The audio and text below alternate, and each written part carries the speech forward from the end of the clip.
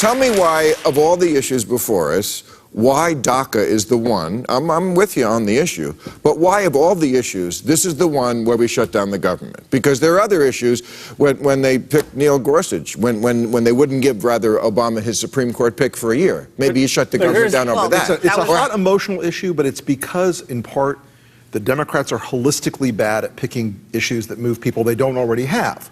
They've already got everybody who agrees on DACA. They've already got those voters. They need to go out, especially in a year where they've got a potential to tie the Senate. They need to go out and work voters that are in those Democrat males that voted for Trump, who are not traditional Republican voters, those low propensity folks. They need to expand the base. Base plus is the way politics really works in the end of the day. You know, Trump is making the category mistake of only appealing to the base, the 33%.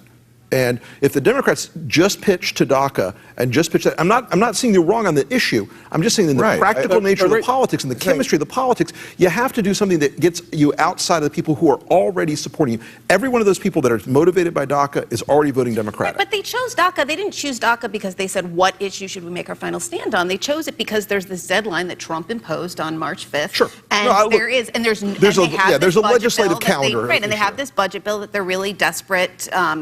You know, they're desperate to pass something besides a CR. They want to increase military funding, right? And then, personally, I think, I mean, they're not going to shut down the government. They're still the Democrats. They believe in the government.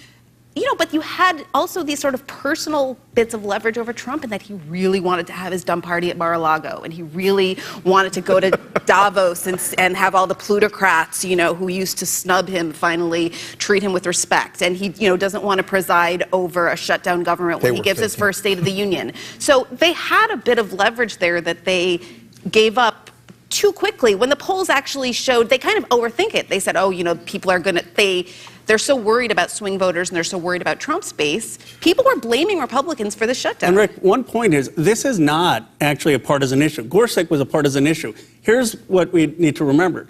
34 Republicans in the House of Representatives want to vote on the Dreamers. The majority, 84% of Americans want to vote on the Dreamers. There's one person who's responsible for this shutdown, and it's not Chuck Schumer. You know who it is? It's Paul Ryan. If he gives us a vote in the House of Representatives, this crisis would be over.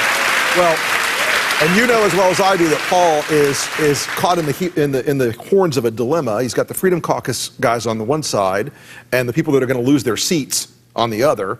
And he can't seem to make up his mind on who to piss off. Yeah, so let's pick 16% instead of 84% of the American people? Could I just add about the government?